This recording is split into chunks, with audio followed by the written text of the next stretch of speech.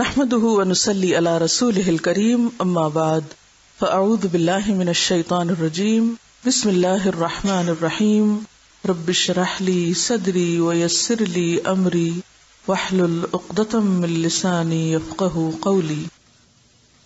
زکوٰۃ چونکہ ایک فرض عبادت ہے اور فریضہ ادا کرنے کے لیے علم حاصل کرنا ضروری ہے، تو آج سے ہم زکوٰۃ کے بارے میں پڑھیں گے۔ چونکہ اسلام میں ہر عمل کی بنیاد اور اس کا دار و مدار نیت پر ہے، اس لیے یہ کتاب بھی نیت کی حدیث کے ساتھ شروع ہو رہی ہے۔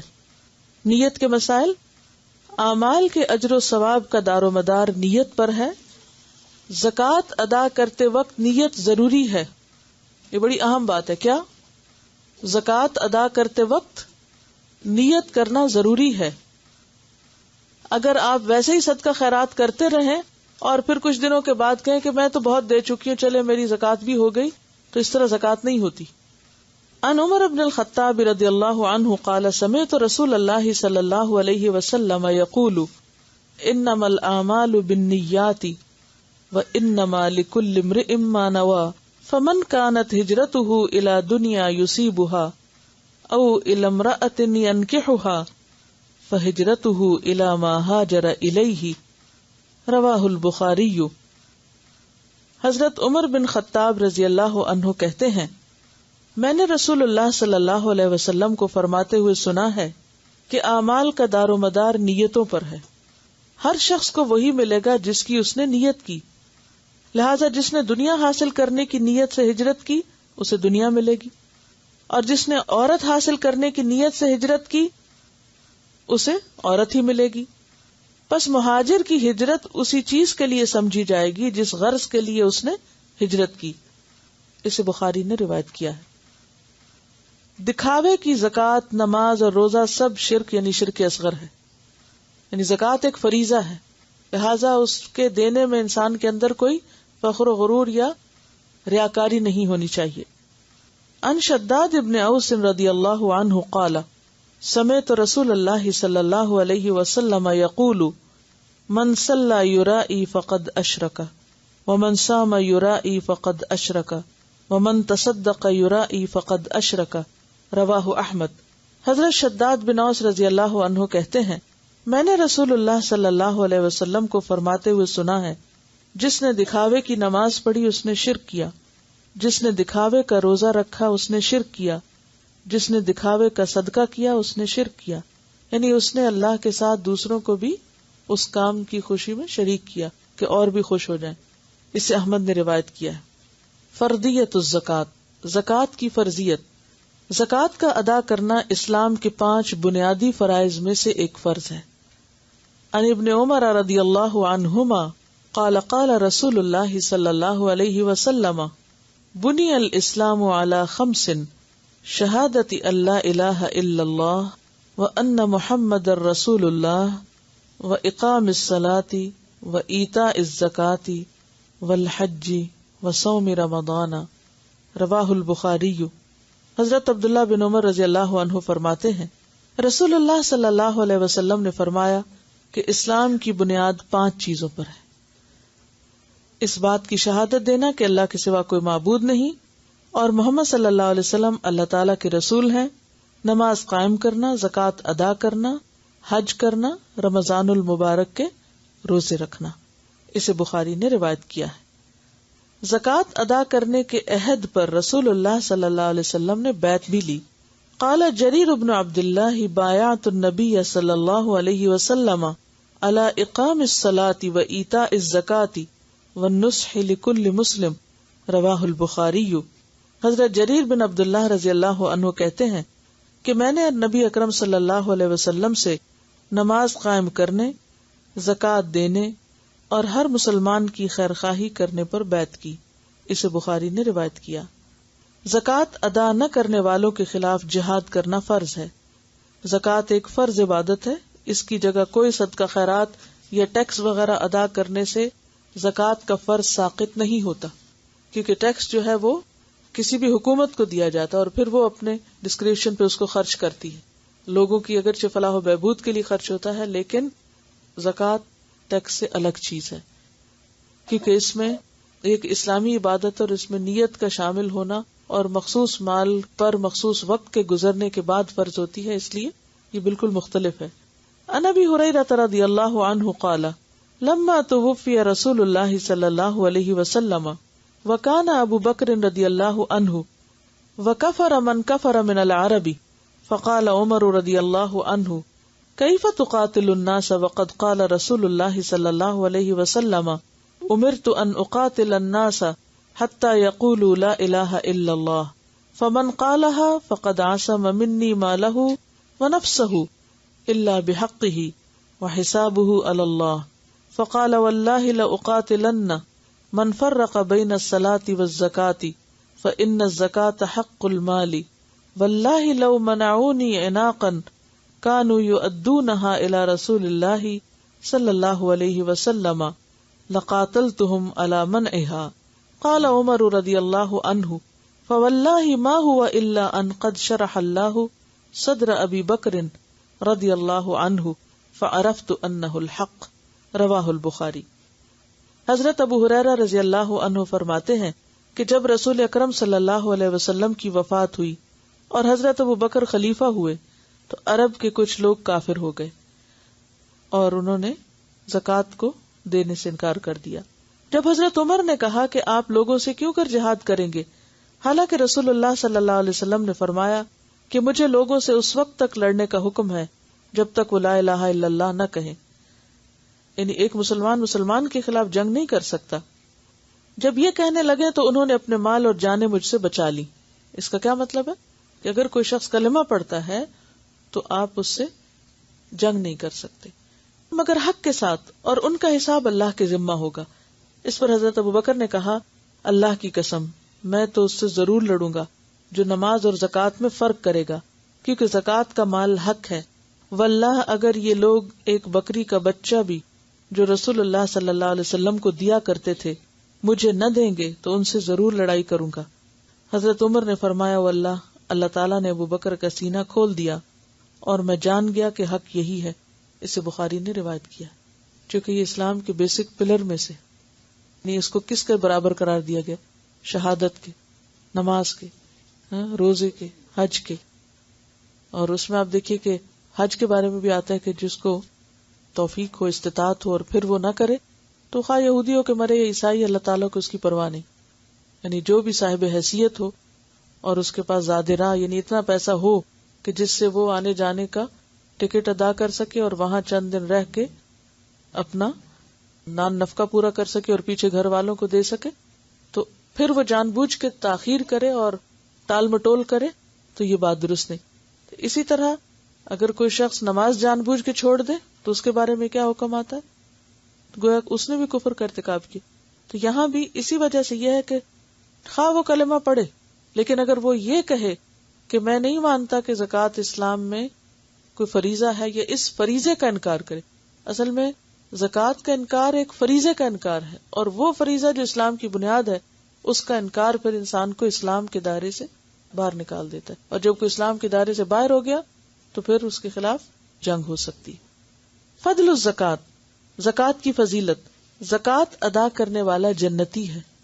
عن ابی ہریرہ رضی اللہ عنہ ان اعرابیا اتى النبی صلی اللہ علیہ وسلم فقال دلنی علی عمل اذا عملته دخلت الجنہ قال تعبد اللہ لا تشرک به شیئا وتقیم الصلاة المکتوبة وتؤدی الزکاة المفروضة وتصوم رمضان قال والذی نفسی بیدہ لا ازید علی ھذا فلما ولى قال النبی صلی اللہ علیہ وسلم من سرہ ان ينظر الى رجل من اہل الجنہ فلینظر الى ھذا رواہ البخاری۔ حضرت ابو ہریرہ رضی اللہ عنہ کہتے ہیں کہ ایک اعرابی نبی اکرم صلی اللہ علیہ وسلم کی خدمت میں حاضر ہوا اور عرض کیا مجھے ایسا عمل بتائیے جسے کرنے سے میں جنت میں داخل ہو جاؤں۔ آپ نے فرمایا اللہ تعالیٰ کی عبادت کرو، اس کے ساتھ کسی کو شریک نہ کرو، نماز قائم کرو یعنی فریضہ، صلاۃ المکتوبہ، فرض زکوٰۃ ادا کرو، اور رمضان المبارک کے روزے رکھو۔ اس نے کہا اللہ کی قسم میں اس سے زیادہ کچھ نہ کروں گا۔ جب وہ آدمی واپس ہوا تو آپ نے فرمایا جسے جنتی آدمی دیکھنا پسند ہو وہ اسے دیکھ لے۔ اب اس میں آپ دیکھیے کہ حج کا ذکر نہیں، لیکن ہو سکتا ہے کہ جب یہ بات ہوئی ہو اس وقت حج ابھی فرض نہ ہوا ہو، یا یہ کہ اس شخص کی نسبت سے اس پر فرض نہ ہو۔ زکوٰۃ ادا کرنے والے کے ایمان کی گواہی رسول اللہ صلی اللہ علیہ وسلم نے دی ہے۔ عن ابی مالک الاشعری رضی اللہ عنہ ان رسول اللہ صلی اللہ علیہ وسلم قال اسباغ الوضوء شطر الایمان والحمد للہ تملأ المیزان والتسبیح والتکبیر یملأ السماوات والارض والصلاة نور والزکاة برہان والصبر ضیاء والقرآن حجۃ لک او علیک، رواہ النسائی۔ حضرت ابو مالک اشعری سے روایت ہے کہ نبی اکرم صلی اللہ علیہ وسلم نے فرمایا وضو اچھی طرح کرنا نصف ایمان ہے۔ وضو اچھی طرح کرنا نصف ایمان ہے۔ وہ کیوں؟ ایکچولی ایمان کا ایک تو معروف معنی ہے، دوسرے نماز کے لیے بھی قرآن پاک میں ایمان کا لفظ استعمال ہوا ہے۔ تحویل قبلہ کے موقع پر جب قبلے کی تبدیلی ہوئی تو مسلمانوں کے دل میں یہ خیال آیا کہ کہیں ایسا نہ ہو کہ وہ لوگ جنہوں نے اس دوسرے قبلے کو فالو نہیں کیا یا پچھلے قبلے پر ہی فوت ہو گئے، اس کی طرف منہ کر کے جو عبادت کی، کہیں ایسا تو نہیں کہ وہ ضائع ہو گئی۔ تو کہا کہ نہیں، اللہ تمہارے ایمان کو ضائع نہیں کرے گا۔ تو وہاں ایمان سے مراد نماز ہے۔ اسی طرح نماز کا آدھا حصہ وضو ہے، یعنی اگر طہارت نہ ہو تو نماز ہوگی نہیں۔ اور آپ نے دیکھا ہوگا کہ جب آپ وضو کر لیتے ہیں تو گویا آدھا کام ہو جاتا ہے۔ تو اسباغ الوضوء شطر الایمان، اور الحمدللہ کہنا میزان کو بھر دیتا ہے، نیکیوں سے بھر دیتا ہے۔ اور یہ صرف زبان کی تکرار نہیں بلکہ الحمدللہ انسان جب نعمت کو محسوس کر کے دل سے کہے۔ سبحان اللہ اور اللہ اکبر کہنا آسمان اور زمین کو نیکیوں سے بھر دیتے ہیں۔ جیسے ہر نماز کے بعد آپ تسبیح پڑھتے ہیں، اگرچہ تھوڑا آپ کو ٹائم لگ جاتا ہے لیکن اس پر اجر و ثواب بھی بہت ہے۔ نماز قیامت کے دن روشنی ہوگی۔ قیامت کا دن جیسے کہ آپ سب کو معلوم ہے روز حشر اندھیرا ہوگا، ہر طرف اندھیرا ہوگا، اور ہر ایک کا نور کہاں ہوگا؟ اس کے اپنے پاس ہوگا۔ کسی اور کا نور دوسرے کو فائدہ نہ دے گا، یعنی ایک شخص دوسرے سے اس دن نور ادھارا نہیں لے سکے۔ قرآن پاک میں آتا ہے کہ منافقین کہیں گے کہ ہماری طرف دیکھو نقتبس من نورکم، کہ ہم تمہارے نور کا کچھ حصہ لے لیں، تھوڑی سی روشنی ہمیں دے دو۔ دنیا میں کیا ہوتا ہے، اگر بجلی چلی جائے تو اگر گھر میں کینڈل نہ ہو تو ہم سائے سے لے آتے ہیں، کسی اور سے لے سکتے ہیں، لیکن وہاں کوئی کینڈل نہیں دے گا۔ اور وہ کینڈل کس سے جلے گی؟ نماز سے۔ اور نہ صرف یہ کہ وہاں بلکہ قبر میں بھی روشنی نماز سے۔ اور زکوٰۃ صاحب ایمان ہونے کی دلیل ہے۔ صبر کرنا روشنی ہے، یعنی مصیبتوں اور پریشانیوں میں انسان کے لیے ایک امید کا چراغ ہے، کیونکہ صبر انسان کو ڈپریشن میں نہیں جانے دیتا۔ صبر کیا ہوتا ہے؟ برداشت کر لینا، کسی صدمے کو یا کسی غم کو برداشت کر لینا، اس کو ٹیکل کر لینا، اس کا مقابلہ کر لینا، اور اس کے مقابلے میں ہاتھ پاؤں ڈال کے نہ بیٹھ جانا۔ اور قرآن قیامت کے دن تیرے حق میں حجت بنے گا یا تیرے خلاف؟ یہ کیسے؟ جو شخص قرآن کو کھولے ہی نہ رکھ دے تو کیا ہوگا؟ اس کے خلاف حجت بنے گا، شکایت لگائے گا قیامت کے دن، پیغمبر بھی اس کے خلاف شہادت دیں گے۔ ان قوم اتخذوا ھذا القرآن مہجورا، کہ یا رب میری اس قوم نے قرآن کو چھوڑ دیا تھا، اور خود قرآن بھی پھر ساتھ چھوڑ جائے گا۔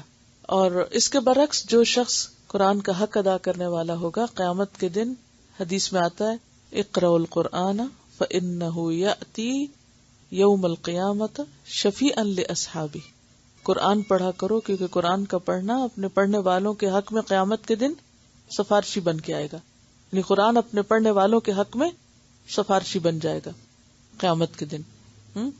روزہ اور قرآن دونوں ہی قیامت کے دن جھگڑیں گے انسان کے حق میں۔ روزہ کہے گا یا رب میں نے اس کو کھانے پینے اور دیگر خواہشات سے روکے رکھا، تو اس کے حق میں میری شفاعت قبول فرما۔ اور قرآن کیا کہے گا کہ یا رب میں نے اس کو نیند سے روکے رکھا، یعنی قیام اللیل میں یہ نماز میں قرآن پڑھتا رہا، لہذا اس کے حق میں میری شفاعت یا سفارش قبول فرما۔ قرآن کا پڑھنا، ٹھیک ہے، تو خالی قرات بھی انسان کے حق میں جائے گی، اور اسی طرح نماز میں خاص طور پہ پڑھنا. لیکن چونکہ قرآن صرف پڑھنے کے لیے نہیں آیا، بلکہ پڑھنے کا مقصد کیا ہے، سمجھنا اور عمل کرنا، تو وہ اگر انسان اس کو پڑھ لیتا ہے اور صرف پڑھتا رہتا ہے اور اس سے آگے نہیں جاتا، سمجھتا نہیں ہے، تو بھی وہ اس کے لیے مشکل ہے، کیونکہ ذالک الکتاب لا ریب فیہ ھدی للمتقین ہے. اور پھر اس کے بعد اگلا سٹیپ اس پر عمل کرنا، اور پھر پڑھ کے اس کو یاد رکھنا، اس کو بھلا نہ دینا. ان خالد بن اسلم قال خرجنا مع عبد الله بن عمر رضی اللہ عنہما فقال اعرابی اخبرنی عن قول اللہ والذین یکنزون الذهب والفضة ولا ينفقونها في سبيل الله قال ابن عمر رضی اللہ عنہما من کنزها فلم يؤد زکاتها فویل له انما كان هذا قبل ان تنزل الزکاة فلما انزلت جعلها اللہ طہرا للاموال. رواہ البخاری.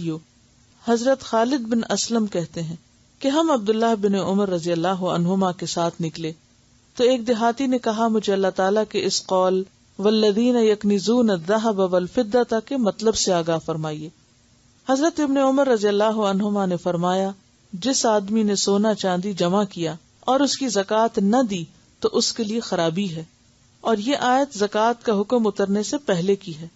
جب زکوٰۃ فرض ہوئی تو اللہ تعالیٰ نے مال زکوٰۃ کے ذریعے اس کو پاک کر دیا. اسے بخاری نے روایت کیا.